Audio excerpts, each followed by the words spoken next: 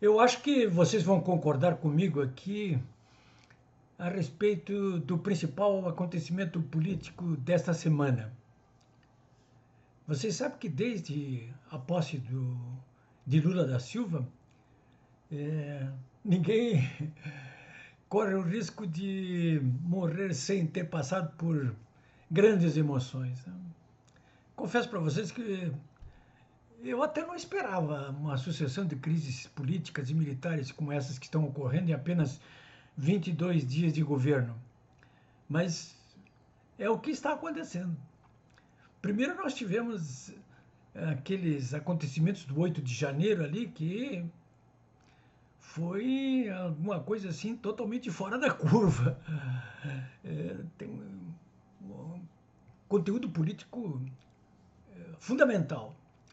Mas agora, nesse final de semana, na sexta-feira, nós tivemos aí um outro incidente muito grave, esse militar, que foi o da demissão do comandante do Exército.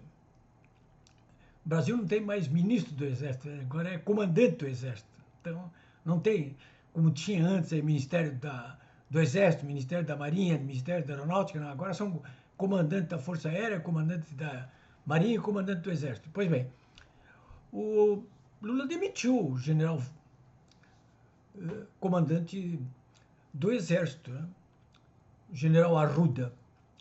O general Arruda foi nomeado praticamente nos últimos dias do governo Bolsonaro, pelo próprio Bolsonaro, a pedido do Lula. Lula que impediu que ele fosse nomeado, né? Ele queria que já entrar no governo com esse problema resolvido aí.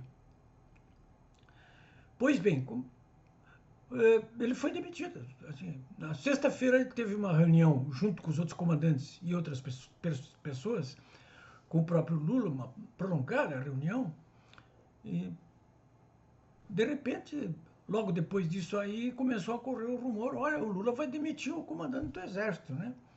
O Lula disse que a decisão mesmo foi tomada na madrugada de sábado, 6 horas da manhã, numa conversa dele com o ministro da Defesa, Zé Múcio, né? Vamos ter que demitir o comandante do Exército aí. Por que razão? A Gleisi Hoffmann diz que resumiu tudo numa palavra só, insubordinação. Opa, insubordinação. Ela não explicou os detalhes, quais seriam as insubordinações. Não foi uma só. Ela falou em insubordinação, eram insubordinações. Eu já vou falar sobre isso aí com vocês. Né? Agora aqui, eu estou falando com vocês, é domingo, são 5:30 da tarde, sol forte em Porto Alegre, temperatura alta, 34 graus, mas a sensação térmica é maior aqui. Como é domingo, estou bem à vontade, como vocês estão vendo aqui. E eu vou falar já sobre essa degola do comandante do Exército, o general Arruda, né? Pois bem, olha, essas coisas assim não se resume a um único acontecimento, né? O que aconteceu? Não, olha, foi insubordinação, diz a Gleisi Hoffmann, né? Eu já vou falar quais foram as insubordinações, né? Mas é claro que você que está me vendo aqui sabe que eu gosto de ir às origens do problema, né? E as origens do problema estão naquilo que, num artigo que foi assinado esta semana pelo deputado federal gaúcho Alceu Moreira, o deputado Alceu Moreira é do MDB e é um homem que tem partilhado das nossas preocupações de um modo geral, né? Existem pequenas divergências ou algumas divergências, mas enfim, o núcleo que nos move é o mesmo, né? Que é a defesa do Estado Democrático de Direito, ou seja, das liberdades, né? E do respeito à Constituição. Então, num artigo que ele assinou essa semana, ele praticamente tocou no fulcro que dá origem a essa crise que nós estamos enfrentando agora, política e também militar. Ele fez um longo arrazoado nesse artigo, que foi publicado pelo Correio do Povo, mas eu publiquei também no meu blog poliobraga.com.br. Mas no final, vocês, às vezes, querem ler um artigo assim, estão com muita pressa e leem os primeiros parágrafos e começa a ficar cansativo e não quer ir até o fim, mas normalmente, nos bons artigos, o bom mesmo está nas entrelinhas. Quem sabe ler nas entrelinhas ganha muito, né? Ou está no último parágrafo até, né? É o caso desse artigo do deputado Alceu Moreira. Porque bem no finalzinho, ele falando sobre a crise política e sobre os incidentes do 8 de janeiro, ele resume tudo no seguinte. Eu vou resumir aqui, não são palavras dele, tá? É um resumo que eu estou fazendo aqui. Ele diz assim, olha, quando o povo do Brasil, de qualquer lugar, ele não encontra dentro do ordenamento legal uma saída para suas demandas, acaba acontecendo o que aconteceu no dia 8 de janeiro. É simples assim. Eu já tinha falado isso aqui outras vezes com vocês também. Você vai ver ali que é o que tá, que foi o que aconteceu, né?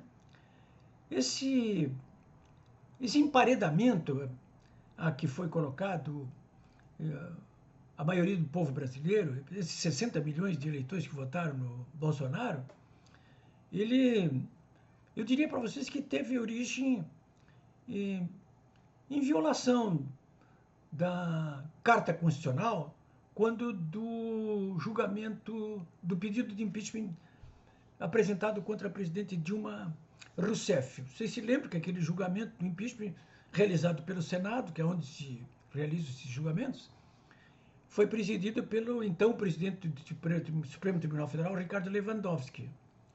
O julgamento foi até o final, mas o presidente do Supremo, com o acordo dos senadores, no julgamento, eles resolveram o seguinte, né? Vamos cumprir uma parte da Constituição, mas a outra não. Qual era a parte da Constituição que eles cumpriram? A que decretava o impeachment, o impedimento da Dilma. Bota para fora. Mas a outra parte, eles simplesmente, não, vamos deixar assim, olha, mas vale ou não vale a Constituição? Não, vale, mas, sabe, só dessa vez, vamos fazer aí. Ela devia ter os direitos políticos dela caçados e não foi. Não foram caçados os direitos políticos. Muitos juristas, políticos e tudo já falaram sobre isso aí. Mas aí começa a zorra. Quer dizer, não foi só uma vez. Né? Depois vocês vão ver que por ações jurisdicionais no âmbito da Corte Suprema ocorreram outras pequenas mudanças, entre aspas, da legislação em vigor, né? Principalmente em relação a Lula da Silva. Primeiro, olha, vamos mudar a jurisprudência aqui do Supremo Tribunal Federal em relação às prisões depois da pessoa condenada em segunda instância. Mudar a jurisprudência. Bom, com isso abre caminho para libertar qualquer preso que estivesse condenado até a segunda instância e cujo processo não estivesse passado, então, transitado em julgado. Quem era um desses presos? Era o Lula da Silva. Então muda a jurisprudência, mudou ali a jurisprudência naquele dia. Em seguida, o que acontece? Em seguida, o ministro Edson Fachin, monocraticamente, depois, claro, consagrado por todos os demais ministros, resolveu o seguinte, olha, aqueles processos que culminaram na prisão do Lula da Silva, eles tinham um vício de origem ali. O foro original não podia ser Curitiba, lá na Lava Jato. Né? Bom, então, se não pode ser lá, o que é? Anula o processo. Ora, é a segunda decisão. E a terceira qual seria? Liberta. Já que os processos foram extintos, aquilo que... anulados, né? Já que foram anulados, claro que se anulou o julgamento, anulou também a pena, né? Solta o Lula da Silva, e aí, com plenos direitos, né? E ele se candidata a presidente da República e começa essa campanha que vocês todos já viram aí durante o ano passado, aí, né? Muitos, milhares, milhões de eleitores se sentiram intimidados, claro que não se intimidaram, mas se sentiram intimidados por uma série de anomalias, inclusive em relação à discussão sobre o método utilizado durante o processo eleitoral. Não foi admitido uma verdadeira full disclosure sobre uma abertura, né, completa das circunstâncias em que se deu o processo eleitoral. Bom, termina que o candidato Lula da Silva, pela diferença de 1%, é proclamado e empossado presidente da República, né? O presidente Bolsonaro não esperou pela posse, investidura do Lula da Silva e viajou para os Estados Unidos. Antes disso, não quis passar a faixa, né? E não passou a faixa presidencial, né? Olha, eu tenho uma convicção total, reforçada agora pelo que está acontecendo nesses primeiros dias de janeiro aí, de que se o Bolsonaro ficasse aqui, ele correria o risco de ser preso aí por alguma decisão inopinada de qualquer magistrado, inclusive, até de primeira instância, como aconteceu, por exemplo, em relação ao próprio Michel Temer, né? Até para humilhar, para poder dizer, olha, foi preso o presidente. Né?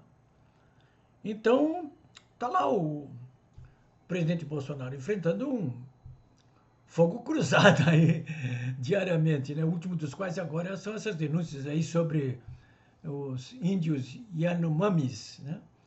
Sobre essa questão dos Yanomamis, eu estou publicando uma série de reportagens hoje, no meu domingo mesmo, mas eu estou trabalhando aqui, a respeito dessa farsa que foi montada aí durante essa viagem a Roraima, né? Vocês podem ler isso. Mas voltando à vaca fria, dos incidentes aí que aconteceram aqui nesse final de semana. E aí tivemos aqueles acontecimentos do dia 8 de janeiro aí, e claro, os desdobramentos consequentes são prisões em massa aí, que vocês sabem, milhares de pessoas que foram presas, que foram retiradas lá do campo, do QG, da frente do QG do Comando Militar do Planalto, né? E sim, essas pessoas foram presas, tiveram audiências de custódia, muitos foram soltos, a maioria continua preso, né? Todo mundo sendo processado, e as prisões continuam aí por todo o país, não é isso? Mas e na área militar, né? Porque, olha, eu mesmo visitei várias vezes aqui as acampadas, manifestações diante do QG do Comando Militar do Sul aqui, e ficou claro aqui em todo o Brasil de que os militares estavam protegendo os manifestantes, né? Aliás, o Ministério da Defesa até tirou uma nota na época, deixando claro que manifestações pacíficas seriam toleradas e garantidas pelas Forças Armadas, como foi de fato que aconteceu. Mas com a ação de vândalos aí no dia 8 de janeiro, as coisas mudaram de figura aí. O que aconteceu foi que as forças de segurança, já agora sob o comando do próprio governo petista, elas puderam agir à vontade, né? E é aí que começa uma das razões pelas quais o general Arruda foi demitido, porque na noite do dia 8, no dia dos incidentes, o ministro da Justiça e o chefe da Casa Civil estiveram com o comandante Arruda e disseram para ele, olha, nós vamos prender esse pessoal tudo que está diante do QG, do Comando Militar do Planalto. E ele, não, aqui vocês não prendem ninguém. E, olha, foi uma conversa áspera, né? Isso que eu estou contando para vocês aqui, eu não estou inventando, isso agora hoje já está ali registrado no meu blog aí, a conversa que eles tiveram ali.